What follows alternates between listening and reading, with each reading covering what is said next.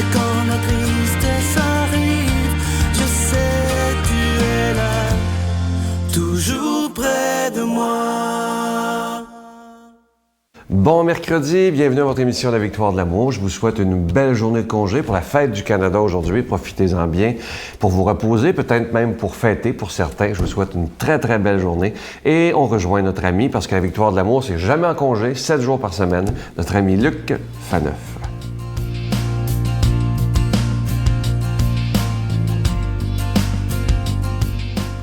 Bon début de mois de juillet, bon début de vacances. Et y a-t-il une meilleure façon de les commencer que de marcher avec François, j'allais dire derrière, avec François, n'est-ce pas, notre premier frère, grand frère, sur l'Évangile de la joie, sur l'Évangile selon François. Alors aujourd'hui, nous allons réfléchir ensemble, méditer sur cette phrase qu'il a écrite, donc toujours sur Twitter, un gazouillis, n'est-ce pas? Il a écrit au 3 avril 2015 dernier, « La croix du Christ n'est pas une défaite, la croix est amour et miséricorde. » Je répète, la croix du Christ n'est pas une défaite, la croix est amour et miséricorde. Évidemment, c'était dans le temps de Pâques.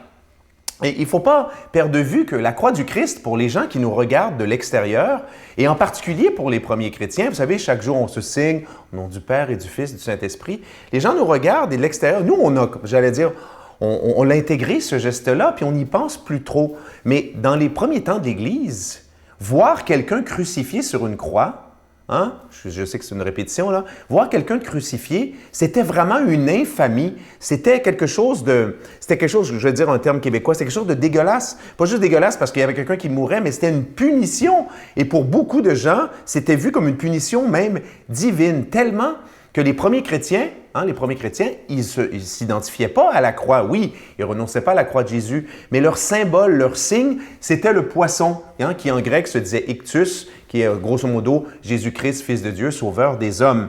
Mais plus tard, avec la conversion de Constantin en 300, Constantin a eu un rêve et il a vu une croix, par ce signe tu vaincras, hein, une voix intérieure.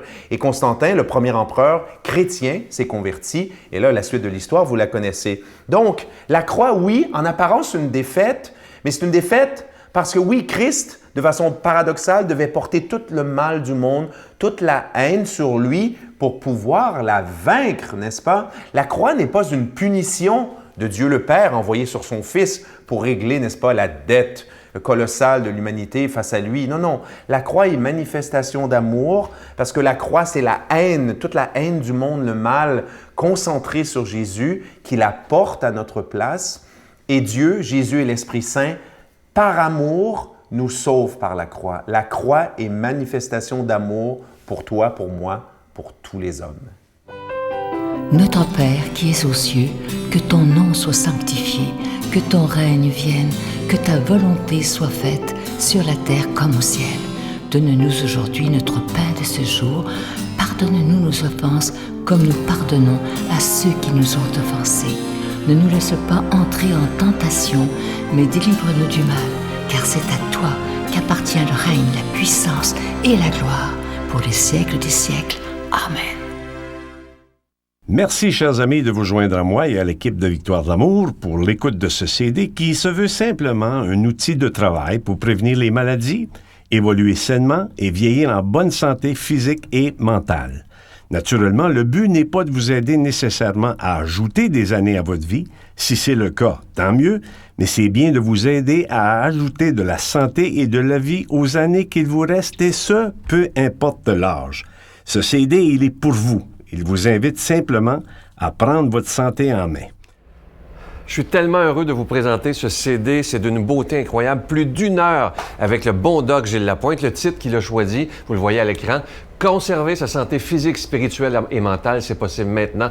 L'art d'affronter les difficultés. Vous allez voir, entre chaque chapitre, il vous fait des petits bouts de tunes de chansons. C'est tellement sympathique, c'est magnifique.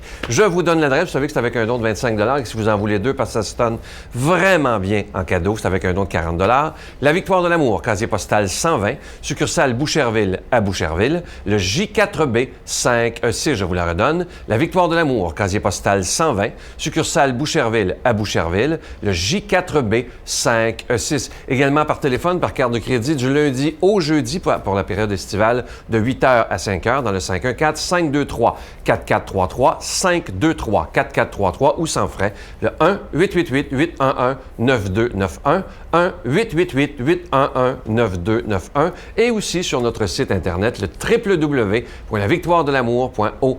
Je veux remercier le Doc. Il a été d'une générosité. Vous allez beaucoup, beaucoup aimer ce CD.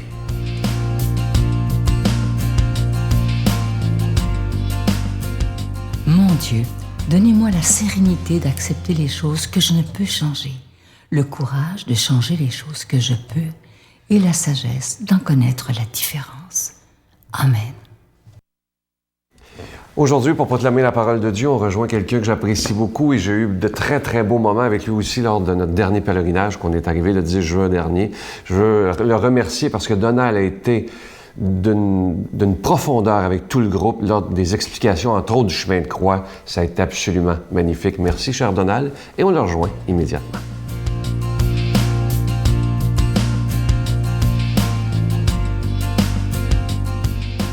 Bon matin et j'oserais vous souhaiter bonne fête à tous les Canadiens et Canadiennes qu'on rejoint par cette émission ce matin, la fête du Canada. Écoutez bien sur le plan spirituel l'Évangile de Matthieu, l'extrait qu'on a dans la liturgie de l'Église catholique aujourd'hui. En Matthieu 8, versets 28 à 34. Comme Jésus arrivait sur l'autre rive du lac, dans le pays des Gadaréniens, 2 possédés sortirent du cimetière à sa rencontre. Ils étaient si méchants que personne ne pouvait passer par ce chemin. Et voilà qu'ils se mirent à crier, « Que nous veux-tu, Fils de Dieu? Es-tu venu pour nous faire souffrir avant le moment fixé? » Or, il y avait au loin un grand troupeau de porcs qui cherchait sa nourriture. Les démons suppliaient Jésus, « Si tu nous expulses, envoie-nous dans le troupeau des porcs. » Il leur répondit, « Allez-y. » Ils sortirent, ils s'en allèrent dans les porcs. Et voilà que, du haut de la falaise, tout le troupeau se précipita dans la mer et les porcs moururent dans les flots. Les gardiens prirent la fuite et s'en allèrent en ville annoncer tout cela avec l'affaire des possédés. Et voilà que toute la ville sortit à la rencontre de Jésus et lorsqu'ils le virent, les gens le supplièrent de partir de leur région. Page d'Évangile qui est forte, très, très forte aujourd'hui, qui vient nous interpeller. Quand je relis le texte décrivant la rencontre de Jésus qu'il fait avec 2 possédés méchants et dangereux, je ne peux pas m'empêcher de penser que nous rencontrons des fois dans la vie des gens qui n'ont pas de conscience morale, des gens qui sont prêts à tuer, à voler, à exploiter des pauvres, à vendre de la drogue aux enfants, à cambrioler chez des personnes âgées, chez des personnes handicapées. Je ne peux pas m'empêcher de penser à ça. Mais il y a aussi d'autres possédés qui sont plus raffinés, mieux habillés, qui portent des belles cravates des fois, ou des belles robes de soie, mais qui tripotent les finances d'une compagnie, refilent des matériaux non sécuritaires pour la construction d'un édifice. On a connu ça au Québec, qui grossissent les factures, qui tricotent l'injustice de façon systématique. Et on en a vu aussi dans les coulisses du pouvoir et même de l'État. Je ne suis pas pessimiste ce matin, ni négatif. Je constate, comme vous. Il y a des possédés dans nos vies, il y a des possédés dans nos villes et des possédés du mal qui travaillent quotidiennement à l'envers de l'Évangile et font le déshonneur de l'humanité. Il y en a. Comment les convertir? Comment changer leur cœur? Car c'est ce qui va arriver dans l'Évangile avec les 2 possédés qui rencontrent Jésus. Il va les libérer de leur méchanceté. Mais regardez la suite de l'Évangile. C'est fort, j'en reviens pas. Le plus grand service qu'on peut rendre à quelqu'un, finalement, c'est de l'aider à être bon. Vous êtes d'accord avec moi? Il y a tellement de bonheur à être bon. Apprendre à un enfant ou un adolescent à se réconcilier, à pardonner, à ne pas se venger. Tu sais, tout ça, apprendre à quelqu'un qui est blessé par la vie de comprendre ce qui le blesse. Quand Jésus chasse les démons, c'est cela qu'il envoie dans la mer. C'est exactement cela qu'il envoie dans la mer. Je vous rappelle que la mer, dans la Bible, symbolise les forces du mal. Et les porcs, les cochons, si vous voulez, comme on dit populairement, les cochons, dans la tradition biblique, les porcs sont des animaux impurs, également symboles du mal. Voyez-vous les symboles bibliques? Et je me fais la réflexion suivante. Pour ramener à la vie et à la santé spirituelle 2 possédés du mal, Jésus sacrifie bougez-moi, toute une entreprise, hein? 2 personnes humaines valent bien plus que 6 000 cochons. Hein? Le troupeau garoché dans la mer pour en libérer 2. C'est assez extraordinaire. Regardez l'effet ici. Mais je remarque également que des gens qui ont été témoins de cet événement sont inquiets. Vous remarquez à la fin de l'Évangile? Ils supplient Jésus de partir de leur région. Pourquoi? Pourquoi alors qu'il fait du bien? J'ai ma petite explication. Est-ce que c'est parce qu'au fond, on aime bien ça de posséder du mal? Je répète que je ne suis pas négatif, pessimiste. Je constate.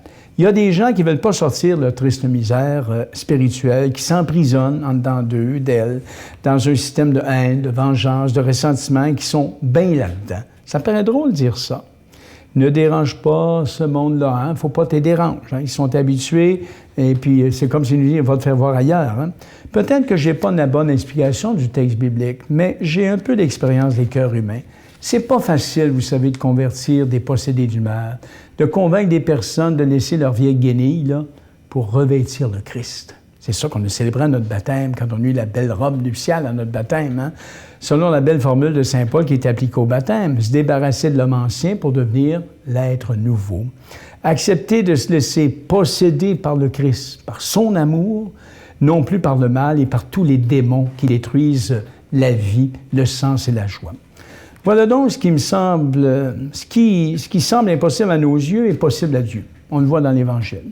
Il y a un immense chantier par la prière patiente comme celle. Hein. Moi, je pense à Monique, la mère de Saint-Auguste. Elle a-tu prié pour son fils un peu, hein, qui venait de vie schnappant, hein, qui était très déboîté, puis son fils est devenu un évêque, hein, et un grand homme spirituel. Alors, je vous souhaite de vous laisser posséder par le Christ pour pouvoir contribuer à libérer les autres de leur prison de mal, de haine, de désespoir, de tristesse. C'est ça qu'un chrétien, une chrétienne, quelqu'un qui est dynamisé par Christ, essaie de faire pour d'autres. Je vous souhaite ça aujourd'hui. Hein? Et c'est la surprise qu'on a parfois, hein, qui arrive de très belles conversions. Alors, je demande au Dieu de la vie, hein, aujourd'hui, le Dieu qui nous libère des forces du mal. Hein? On l'a vu en Jésus, qu'il vous dynamise par son souffle de joie, son souffle de vie, pour aider d'autres à se libérer de leur possession. Qu'il vous bénisse, le Père, le Fils et le Saint-Esprit. Amen. Alors, je vous souhaite une très belle journée, une belle fête, encore une fois, du Canada. Passez du bon temps. Je vous salue Marie, pleine de grâce. Le Seigneur est avec vous. Vous êtes bénie entre toutes les femmes, et Jésus, le fruit de vos entrailles, est béni. Sainte Marie, Mère de Dieu, priez pour nous pauvres pécheurs, maintenant et à l'heure de notre mort. Amen.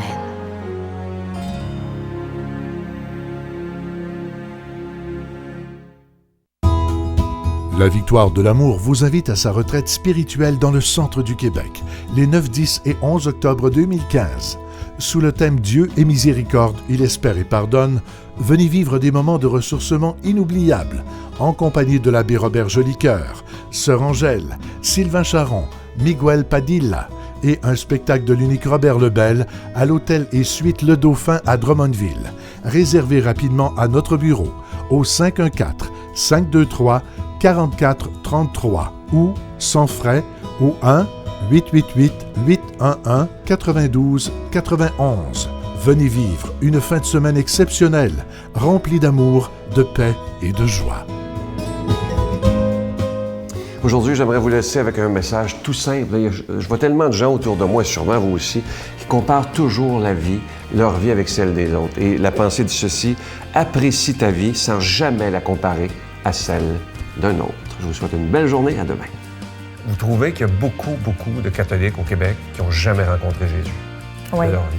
Un peu ce que le pape a dit dernièrement, des chrétiens de salon. Oui, exactement. Comme c'était un club de bingo. Moi, je les appelle les chrétiens de baptême, là, mais c'est ça veut dire qu'ils sont baptisés, mais c'est tout, puis pour eux, ça veut rien dire. Hein. Voilà. Ça veut dire qu'ils sont catholiques, on met un étampe là-dessus, ils sont cathos, mais je veux dire, ils n'ont aucune vie de foi, aucune vie spirituelle, aucune vie de pratique.